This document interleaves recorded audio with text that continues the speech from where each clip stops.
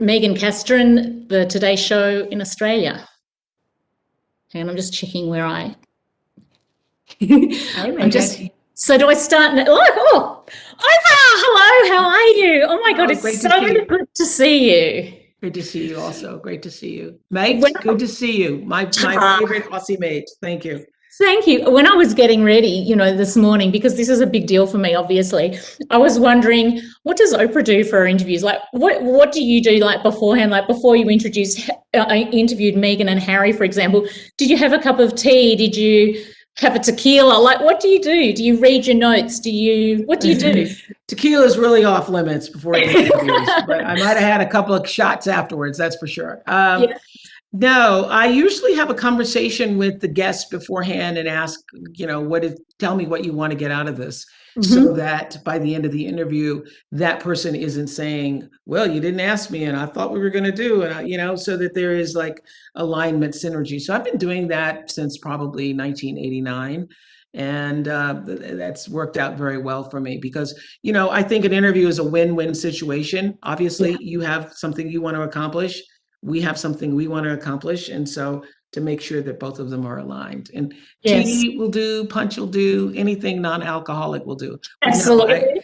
I love a good tequila, but I never do it when I'm working. I couldn't either. I absolutely could not either. Thank you so much for writing this book with Dr. Perry. I finished it and my whole brain is a whirl. The title, What Happened to You, really captures the whole essence of the book, doesn't it? It's like, we all meet people that you sort of think, oh my God, what is wrong with them? And then when you read this book, it's made me think, what happened to you? There's a lot of people I can think that about now. Well, Dr. Perry first said that to me when we were in the middle of an interview for 60 Minutes a couple of years ago. And Yeah. so you want to tell us why that question is so important, Bruce? Well, first of all, hi, Megan. Hello, how are you? Thank you for writing the book. Gosh, I loved it. I loved the way you both had different color writing in the book. How Oprah was blue and you were black, and I could totally just read it like a conversation. Well, thank you. I have to say it was a tremendous opportunity, and I'm happy to hear that you found it helpful. Part of what we're trying to do with this book is communicate some pretty complex concepts in ways that are understandable and digestible and make people think. And really, as you pointed out, the key issue we're trying to get across is that the way somebody thinks, feels, and acts in this moment, right now, is directly related to what happened to them when they were growing up. And that Yes. when you understand somebody's story, it really helps you look at them in a different way, in a much more empathic way. Yes, it's funny because when I go for a walk every morning, I always smile at everyone and say hi. And I kind of make it a bit of a mission to say hi and a bit of a smile. And then sometimes you don't get a smile back or a hello. And I've often thought, what's wrong with them? And now from reading your book, I understand that that might be someone's protection or everyone has their own little story and their own reactions to things, their worldview of what that means. Well, yes, I think that's one of the most important things that I gleaned from this working with Dr. Perry on this book is that your worldview gets set from the time that you were a baby, Yes, and your approach to the world, whether people are safe or whether people are friendly or whether people are going to harm you or whether people are going to reject you, is determined from a really early age. And so whether you're smiling on the street, obviously you had a lot of love in your life, Megan. A lot of good things happened that made yes, you feel seen and heard and valued. yeah, And so that's your worldview, just like the little girl in the airport that Dr. Perry tells a story about, who's, yes, helped the grumpy old guy, finally smile. And so I think to understand that the reason you are the way you are now is exactly what Dr. Perry says in the book, is because of what happened to you then. And so what we yes, wanted was for people to start to peeling back the layers for themselves, to be able to ask yourself that question first and foremost, and yes, then to be able to do exactly what you just expressed here, to actually shift the way you see other people, even in minor relationships in your life, like why is that person being that way, yeah, and particularly in intimate personal relationships, to yeah, stop saying what's wrong, what's wrong, what's wrong, but to be able to peel back and look a little deeper as to what happened that allows you to have these kinds of responses or behaviors. Exactly. When my mum passed away, you were kind enough to write to me, and you said to me, a beautiful relationship with your mother creates beauty, confidence in you. You start out well and rich in love, so you attract more of the same. And I thank you for that, because it means even more, having read the book. Like, I totally understand what you meant by that. And it was so beautiful, because I really did get a great start. And reading in the book, Dr. Perry, how, you know, in your first even 2 months is so critical to you, and how that's at a time when you're not verbal. And so those responses of people nurturing you are so critical. Can you explain about that? Yeah, it really goes back to what Oprah's talking about, that early in life, that your worldview is being shaped, and you're so little, and there's these systems in your brain that are so in the lowest parts of your brain that'll play a major role in organizing all the rest of your brain. So if good things happen and your brain starts to connect people with safety, people with pleasure, people with reward, that continues and creates a cascade of healthy development. But if you Yes. have unpredictability, if you have a depressed mother, if you have someone who comes sometimes and meets your needs and sometimes never comes, your brain starts to view human beings as, they're not trustworthy, they're not predictable, they're not someone I can count on. And then this also has this cascade of problems with the rest of the developing brain. And this is why, if we as a society were better at taking care of our young parents and creating safety, predictability Absolutely. for them, that would have this huge magnifying impact on the health and welfare of our society. Yes, I totally agree. And I'm wondering, Oprah, you became very close to Maya Angelou, who also had her own trauma as a child growing up, and was able to come through that as you have. And I read that you find poetry very soothing. And I'm wondering if that came before or after your connection with Maya. Did you love poetry because she was kind of like a motherly thing and introduced? I mean, I know you've always read, but you know what I mean? Because she was so passionate about poetry, was that like a regulator for you? Really good question. I would have to say that I just in my adult life started using it as a regulation. Now, in my childhood, I would recite poetry and learn poetry because I felt that that's how I could be seen. That's how I got attention. That's how I felt valued. Right. Speaking out in church, memorizing things, and people would say, "Boy, that girl sure can talk," or "Have you heard that girl do that poem? Have that girl?" So that's where I got my sense of validation from. But now I have by my bedside right now Mary Oliver's devotions. I have um, Mark Nepo's underneath the whatever the title underneath the things, and I um, read myself to sleep as a part of the regulation for myself. It's a way to comfort myself. And particularly if I've taken something in that I know is disturbing, like I've seen something on the news, which I normally don't have the news on, or I've read a story that I think is going to be disturbing, it's going to interfere with my dreams at night, interfere with my sleeping, and I'm going to dream Yes. about it. I will soothe myself with poetry, calm myself, regulate myself with poetry. Now, just recently, I would tell you this regulation thing Yeah. is so powerful because I was watching the Underground Railroad, which that Oh, I saw you incredible series watching on, that. yeah, the incredible series on Amazon. And I Mhm. literally did the thing that Bruce talks about in the book. After each Yes. episode, I would go back and re-regulate myself Yeah. because I just couldn't take it all in at the same time. And I was sitting in the chair watching, and my Apple Watch read 101 the first episode and 110. Look, the Apple Watch. I wasn't talking to you, Siri. Thank you. Uh, the Apple Watch started showed that my heart rate was like 101 and 110 the next episode. So I literally would go outside and I would rock.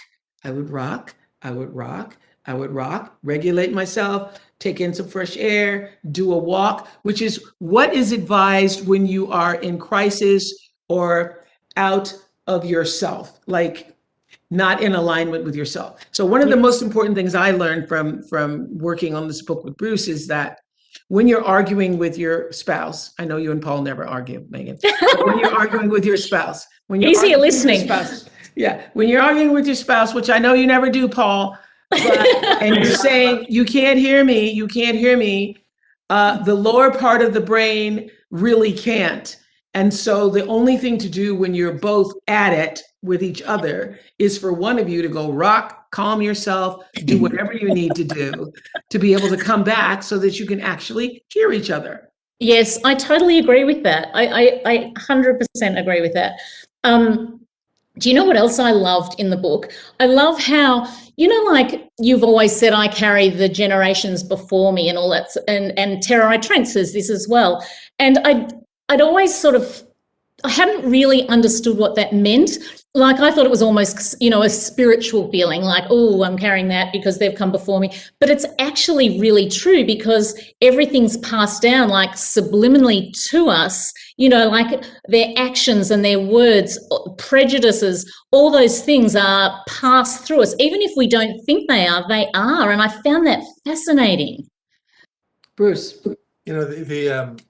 The transgenerational sort of passage of information, both social, cognitive, emotional, is incredibly powerful. And that's one of the great attributes of our brain, is that it's very sponge-like. So it's sponge-like about language, but it's also sponge-like about attitude. So if you see your parents sneer at somebody or recoil at something, you absorb that, even though that really isn't the way you feel. And over time, that'll influence your brain. You absorb basically the biology of your parents' brain, both through how they influence you in moments. And there are also other sort of epigenetic inheritances that are very, very powerful. And so in a very real way, we do carry the experiences of our ancestors in how we carry ourselves. I'd never thought of it in that way. Isn't it fantastic? And I love that moment when you say, I never thought of it that way before. And what is so interesting is you will find, particularly in our country, a lot of people who say, I don't have a racist bone in my body.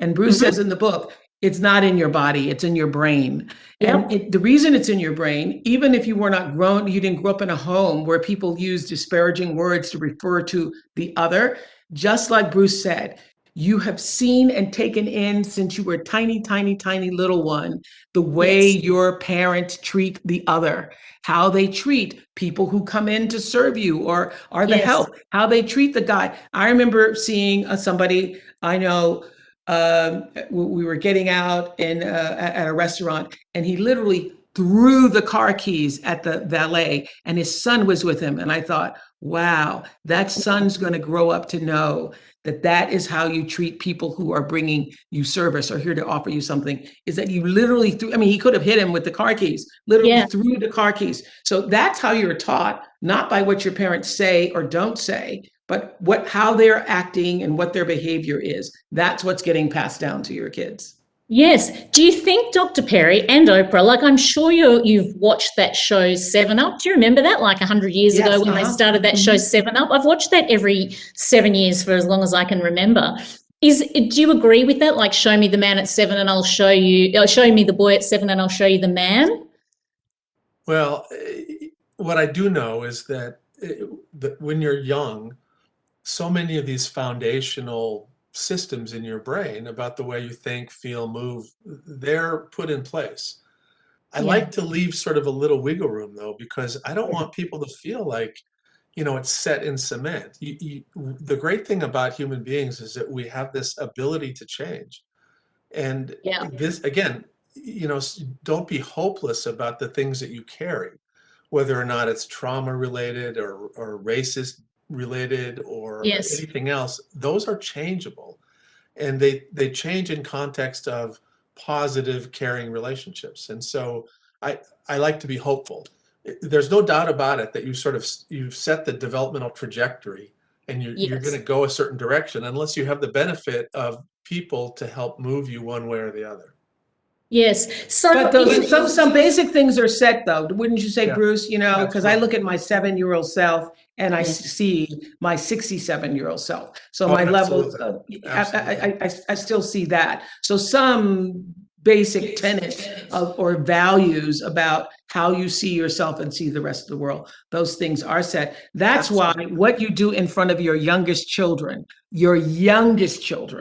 is Yeah. the most important. Is the Yeah. most important. People feel like I'm in an abusive relationship. It's okay because my kids are young, and when they get older, I'm going to move out and whatever. Yeah. You're already doing the most damage when they're the youngest. Yeah. Exactly. And see, just to follow up on that, one of the Yeah. things that's so important about this is self-esteem, right? Your sense of who you are, whether you're competent as an athlete, whether you're smart, whether you're pretty, you can have all these incredible attributes, but if earlier in your life you were never felt to be that way, you could Yes. be a supermodel and still not feel like you're attractive enough. You could Yes. be a super athlete and still feel like I need to be better in some other area. And so Yes. it's really important what Oprah said, that you're literally as a parent crafting so many of these important foundational aspects of a child. Yes. I was talking on social media. I have a little group on social media. And I was talking, I put out a little video yesterday, and I was talking about you, Dr. Perry, and not referring to my interview because I hadn't let anyone know about that till today, but I was talking about the book and how much I love the book. And a couple of people have actually been to conferences that you've done in Melbourne and find your work so valuable to them. One had been abused, and one is the foster mother of a child. And, she's always telling me about how he has nightmares and all that sort of thing. And I understand what she means now. She's always said that to me, and I was sort of thinking, but surely he's in a good home now. Why does that happen? And now I understand from reading your book that it's from that early development. Exactly. Yeah.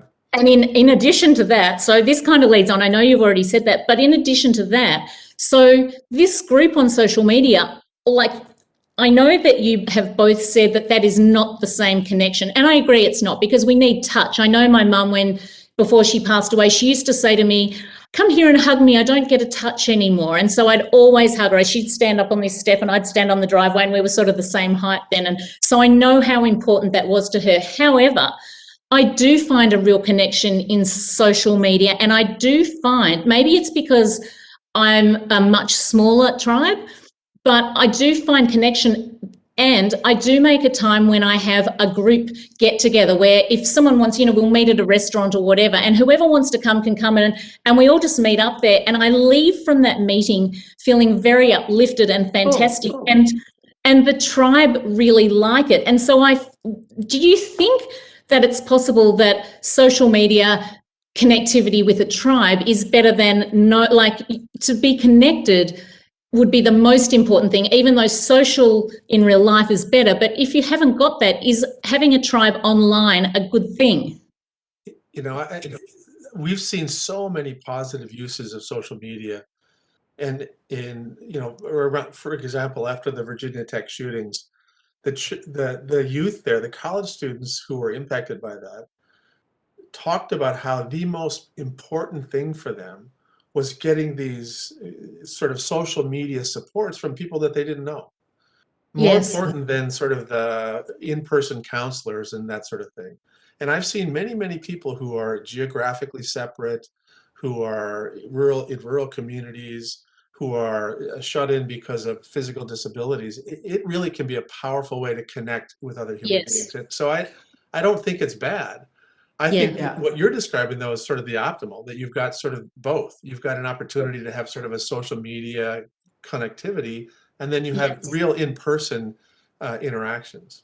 Oh, let's be truthful. Zoom saved us this year. Zoom helped save the world, because I think so many businesses, so many family relationships, so many friendships were able to remain somewhat in sync, even though there was no physical touch, because we were able to at least see each other and still communicate. I mean, Gail and I never used to FaceTime each other, and now that's all we do is FaceTime each other. And I think that's because the physical contact and touch with everybody was missing. That technology has allowed us to remain at least in sync with one another. And I Yes. think one of the things that has been so meaningful to us in preparing this great series that's now on Apple TV Plus starting May 21st, The Me You Can't See, the one of the things that's been so astounding is that the way we were able to produce that across the seas and all of the different countries and stay connected was through social contact, through technology. So I'm grateful for it. I don't know who we would have been. No one's actually posed an article about this. I don't think I haven't read anything. Who would we have been during this pandemic without the technology that kept us connected? I think we would have had a lot more mental illness. Even though it's on the rise now, we would have had a lot more people feeling destitute, a lot more people feeling completely alone. So I think we have technology to thank I saw you on the Drew Barrymore show. I'm so sorry to interrupt. We have run out of time. If we can please wrap after this. Okay. Can I ask my last question? Yes, please do. So I saw you, Oprah, on the Drew Barrymore show with that amazing technology of being able to look like you were in the same room. Did you use that technology in the show? No, we did not. I mean, one of the things listen, Harry and I get the credit because our names are out front, but Asif, who is a Oscar winning documentary producer, Dawn Porter, who is, acclaimed in all of her work and documentaries, and most recently, I think, just did the John Lewis documentary. There's a whole team, Harpo, Radical, all of us, working together and cruise around the world, who had to stop in the middle of filming because of COVID, not being allowed into certain countries, other people not wanting you to come into their homes or feeling comfortable having camera crews around them. And so this series would have been out a year ago had it not been for COVID. So no, we did not do that, because I think the nature of these interviews is in the conversations and vulnerability that all of our participants, be it Glenn Close and her family, or Gaga, or Damar, or those are people or all the people whose names you didn't know. The nature of being cinema verite in their space was really very important. So we weren't able to do that technology. So if you see somebody on camera, that's because a camera is in front of them. And look who's here. Thank you, Paul. He just wanted to say hello. Big kiss to you. We sign off. Big kiss I to heard you. what you said and it mattered, and a big kiss to you. Thank you. you. Did a great job. All right. Great job. Hey, thank you, Oprah. Thank you, Dr. Perry. Thank you for writing the book. And I'll just say that. Sorry, Paulie. I'll just. Thank you, Oprah. Thank you, Dr. Perry. I so appreciate this interview, and I so appreciate you writing this fantastic book. I love it so much, and I can't wait for the TV show. Thank you. Lots of love to you. Thank you so much. Thanks, Megan. What day is it over there? Is this tomorrow? It's Wednesday morning. Yeah. Okay. Thank you. Thank you very much. Mike. Thank you.